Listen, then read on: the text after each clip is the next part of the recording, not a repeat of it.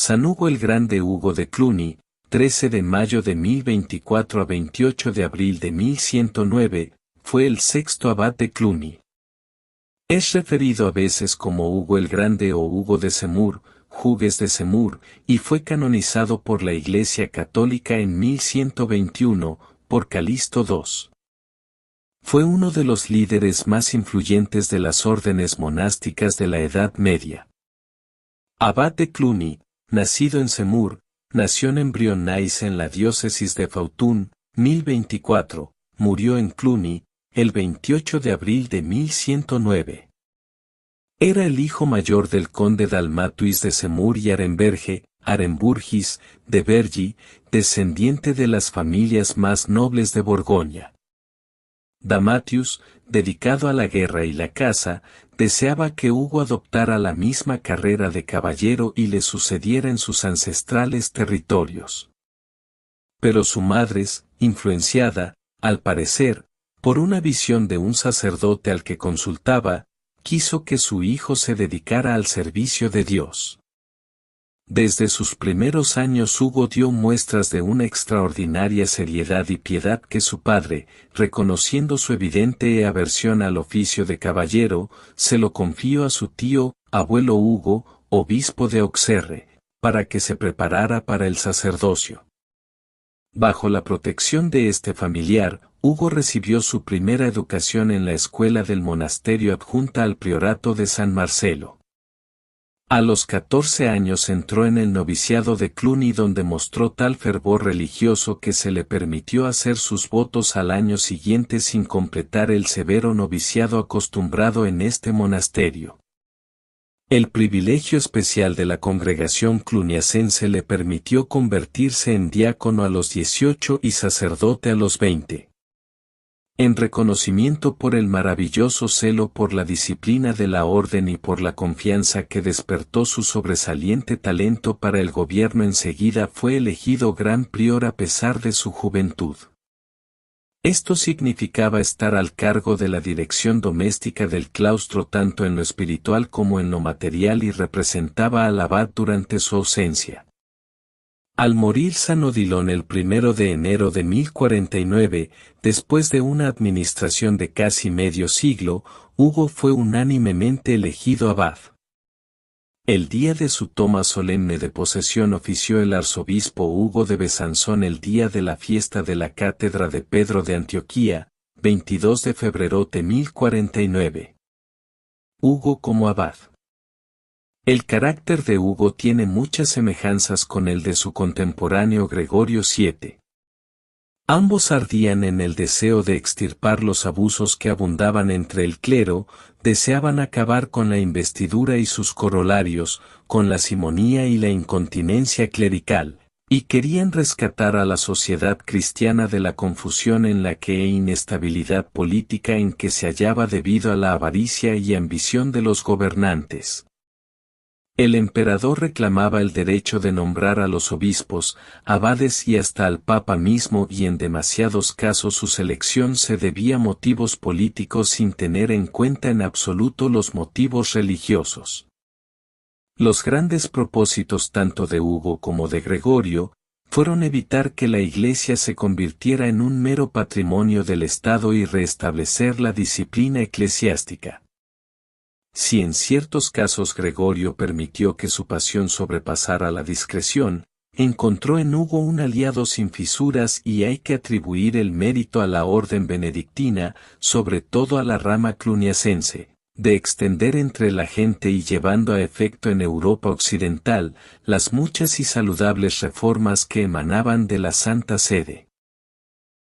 Al fundar Cluny en 910 y dotarla de todos sus territorios, Guillermo el Piadoso de Aquitania la había colocado bajo la directa protección de Roma.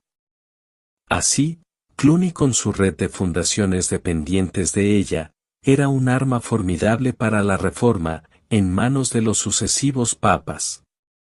Hugo delegó la elección de sus superiores de todos los claustros e iglesias bajo su autoridad, en manos espirituales y les prometió, además de los privilegios de la congregación, el apoyo y protección de Cluny, salvando así a cientos de claustros de la avaricia de los señores seculares que procuraban no interferir con los derechos de una congregación tan poderosa que tenía el favor del emperador y de los reyes.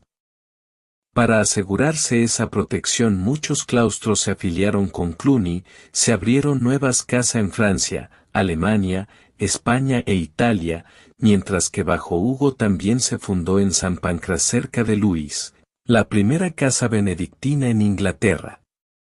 Puesto que los superiores de la mayoría de estas casas estaban directa o indirectamente nombrados por Hugo y puesto que, como abad, tenía que ratificar las elecciones, es fácil de entender el importante papel que tuvo en la gran lucha entre el imperialismo y la Santa Sede.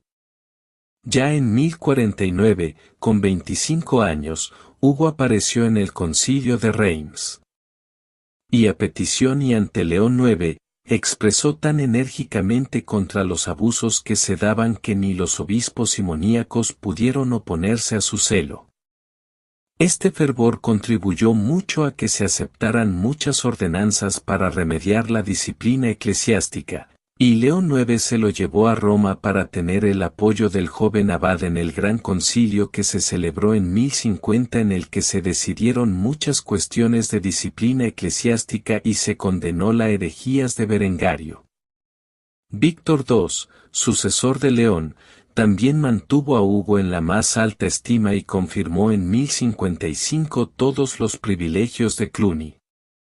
Al llegar Hildebrando a Francia como legado papal 1054 se apresuró a ir a Cluny a consultar con Hugo y asegurar que asistiría al concilio de Tours. Esteban IX, nada más ser elegido, llamó a Hugo a Roma, le hizo su acompañante en los viajes y finalmente murió en sus brazos en Florencia 1058. También fue acompañante de Nicolás II y con él tomó parte en el Concilio de Roma que promulgó el importante decreto sobre las elecciones papales, Pascua, 1059. Fue enviado a Francia con el cardenal Esteban, un monje de Monte Cassino, para hacer cumplir los decretos del Sínodo romano y proceder a Aquitania, mientras su compañero iba al noroeste. La ayuda activa de numerosos claustros pertenecientes a Cluny le permitieron realizar la misión con gran éxito. Reunió concilios en Aviñón y Vienne y logró el apoyo de los obispos para muchas importantes reformas. El mismo año presidió el concilio de Toulouse. En el concilio de Roma de 1063 defendió los privilegios de Cluny que estaba siendo atacado duramente en Francia. Alejandro II envió a San Pedro Damián, cardenal obispo de Ostia, como legado en Francia para afrontar esta y otras cuestiones, mientras ratificaba todos los derechos y privilegios de los predecesores de Hugo.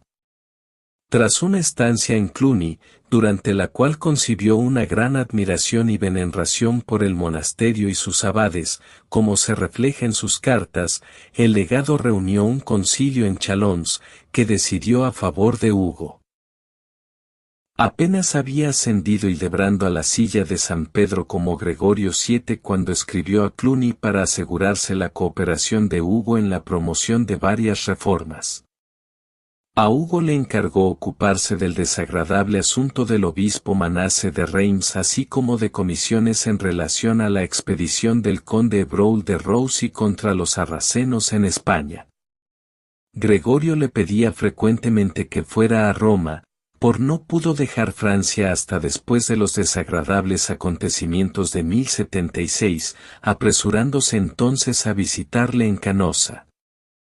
Con la ayuda de la condesa Matilde, se las arregló para conseguir la reconciliación desafortunadamente de corta duración entre Gregorio y Enrique IV, que ya había escrito una carta afectuosa declarando su gran deseo de paz con la Iglesia.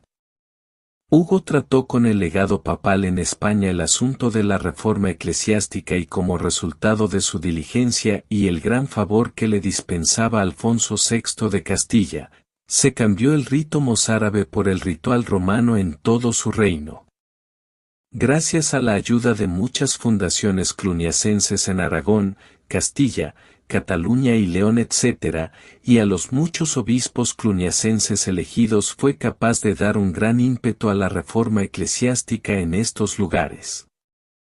En 1077 fue comisionado para presidir el concilio de Langres y después de encargarse de deponer al obispo de Orleans y al arzobispo de Reims. Gregorio le escribió muchas cartas afectuosas y en el Sínodo Romano de 1091 se refirió a Hugo en términos laudatorios raramente empleados por un sucesor de Pedro para una persona aún viva. Y que la opinión no era solo la del Papa está claro porque Gregorio pidió a los conciliares que sí compartían su opinión y contestaron, Placet, laudamus. Al volver a comenzar la lucha entre Enrique IV y la Santa Sede, Hugo salió inmediatamente para Roma, pero fue apresado por el camino y llevado ante el rey. Habló al rey de someterse al sucesor de Pedro con tanto interés que pareció haber evitado de nuevo la guerra, de no haber sido este otro ejemplo de la bien conocida duplicidad del monarca. No es necesario volver a afirmar que la relación de Hugo con la Santa Sede continuó sin cambios bajo Urbano II y Pascual II, puesto que ambos habían salido de entre las filas de sus monjes. Rodeado de cardenales y obispos, Urbano consagró el 25 de octubre de 1095 el altar mayor de la nueva iglesia de Cluny y concedió al monasterio nuevos privilegios, que fueron aumentados por Pascual durante su visita de 1107. En el Gran Concilio de Clermont de 1095 donde se decidió organizar la primera cruzada se vio el gran entusiasmo religioso resultado de los trabajos de Gregorio y Hugo. El abad realizó los más valiosos servicios en la composición y promulgación de los decretos, por lo que el Papa se lo agradeció especialmente. Hasta la muerte en 1106, de Enrique IV que en ese año dirigió 2 cartas a su más querido padre, pidiéndole que rezara por él y que intercediera ante la Santa Sede. Hugo nunca dejó en su empeño de conseguir la reconciliación entre los poderes espiritual y temporal. En la primavera de 1109 Hugo, agotado de tantos años de trabajo y sintiendo de que aproximaba su fin, pidió los últimos sacramentos, reunió en torno a sí a sus hijos espirituales y dando a cada uno el beso de paz los despidió con el saludo, Benedicite. Entonces pidió que le llevaran a la capilla de la Virgen, se vistió con tela de saco y cenizas ante el altar y así expiró su alma a su Creador en la tarde del lunes de Pascua, 28 de abril. Su tumba, en la iglesia, fue pronto testigo de milagros. El Papa Gelasio peregrinó a ella en 1119, muriendo en Cluny el 20 de enero. El 2 de febrero fue elegido en el monasterio Calixto II, que inició inmediatamente el proceso de canonización y el 6 de enero de 1120 le declaró santo, designando el 29 de abril como su fiesta. En honor de San Hugo, se concedió al abad de Cluny en adelante el título y dignidad de cardenal. A instancias de Honorio III el traslado de sus restos se realizó el 23 de mayo de 1220. Pero con la revuelta de los hugonotes 1575, los restos y el costoso sarcófago desaparecieron quedando apenas unas pocas reliquias. Personalidad e influencia de San Hugo. En pocos casos de santos se ha dado tanta unanimidad ya en el tiempo en que vivió ya después, como en el de San Hugo. Viviendo en una edad de distorsionada y de abusos, cuando la Iglesia tenía que luchar contra mayores fuerzas enemigas domésticas y externas más fuertes aún que la que manejaba la Reforma, ni siquiera una voz se levantó contra este santo, ya que no tenemos en cuenta las palabras del obispo francés que en el calor de una discusión pronunció algunas palabras precipitadas y que de hecho se convertiría en uno de los principales panegiristas de Hugo. En una de sus cartas, Gregorio declara que espera con confianza el éxito de la reforma eclesiástica en Francia por la misericordia de Dios y por medio de Hugo a quien ninguna imprecación, ningún aplauso o favor, ningún motivo personal puede desviar del camino de la rectitud. En la vida del obispo Arnulfo de Soissons, Arnulfo dice de Hugo, más puro en pensamiento y obra, como el perfecto promotor y perfecto guardián de la disciplina monástica y de la vida regular, el firme apoyo de lo verdaderamente religioso y de los hombres probos, el campeón vigoroso y defensor de la Santa Iglesia. Y el obispo Bruno de Segni dice de sus últimos días, anciano y cargado de años, reverenciado y amado por todos, aún gobierno el venerable monasterio, es decir, Cluny, con la misma consumada sabiduría, un hombre laudable en todas las cosas, difícil de comparar y de maravillosa santidad. Emperadores y reyes compitieron con el soberano pontífice en mostrar su veneración y estima por Hugo. Enrique el Negro en una carta que nos ha llegado se dirige a Hugo como su muy querido padre, digno de todo respeto, y declara que le debe a las oraciones del abad el haber recuperado la salud y el feliz nacimiento de su hijo, urgiéndole a que vaya a la corte de Colonia la próxima Pascua para ser el padrino de su hijo, el futuro Enrique IV. Durante su viudedad, la emperatriz Inés escribió a Hugo en términos no menos respetuosos y afectuosos, pidiéndole que rogara por el feliz descanso del alma de su marido y por el próspero reino de su hijo. Ya hemos hablado de las cartas que envió Enrique IV a Hugo, quien a pesar de su larga lucha para intentar someter a la Iglesia al poder imperial, parece que nunca perdió el profundo respeto y afecto de su santo padrino. En reconocimiento por los beneficios derivados de las fundaciones cluniacenses, Fernando I el Magno de Castilla y León hizo a su reino tributario de Cluny, sus hijos Sancho y Alfonso, doblaron los tributos y este último, además de introducir el ritual romano a instancias de Hugo, mantuvo una afectuosa correspondencia con el abad. En 1081 Hugo fue elegido por los reyes y príncipes de varios reinos cristianos de España como árbitro para decidir las cuestiones sucesorias. Cuando Roberto II de Borgoña rehusó asistir al concilio de Autun 1065 en el que su presencia era necesaria, Hugo fue enviado a convencerle y lo hizo tan bien y tan elocuentemente en interés de la paz que Roberto acompañó al abad sin resistirse al concilio. Se reconcilió con los que habían matado a su hijo y prometió respetar en adelante las propiedades de la Iglesia.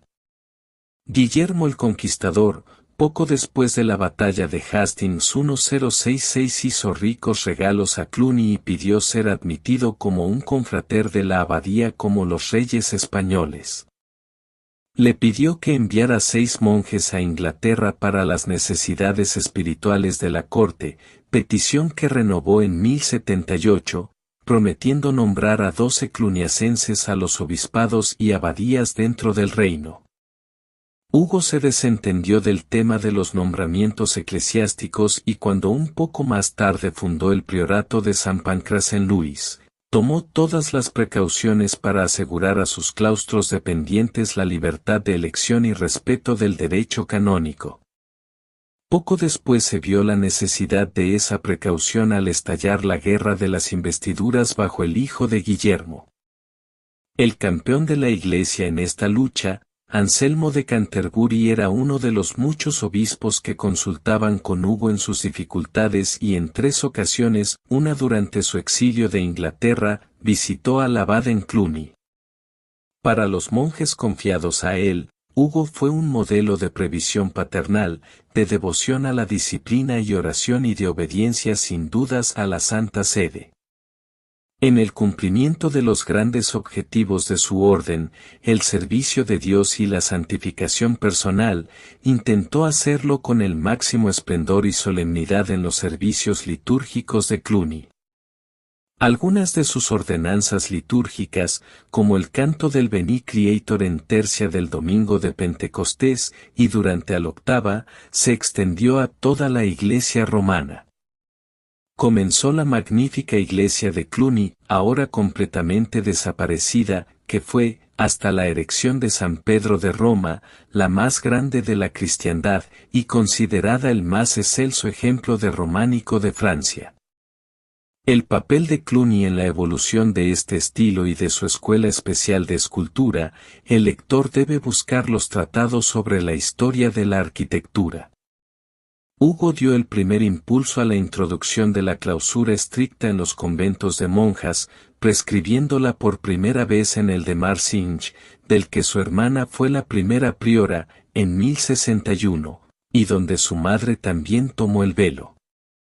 Conocido por su caridad para con los pobres que sufrían, construyó un hospital para leprosos, donde él mismo realizaba los más básicos trabajos.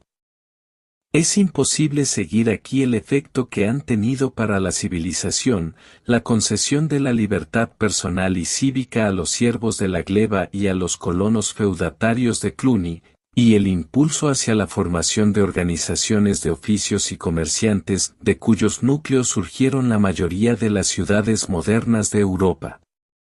Aunque su estudio favorito era la escritura, Hugo animó al estudio de la ciencia en todas las formas posibles y mostró profundo interés en la educación enseñando personalmente en la escuela adjunta al monasterio.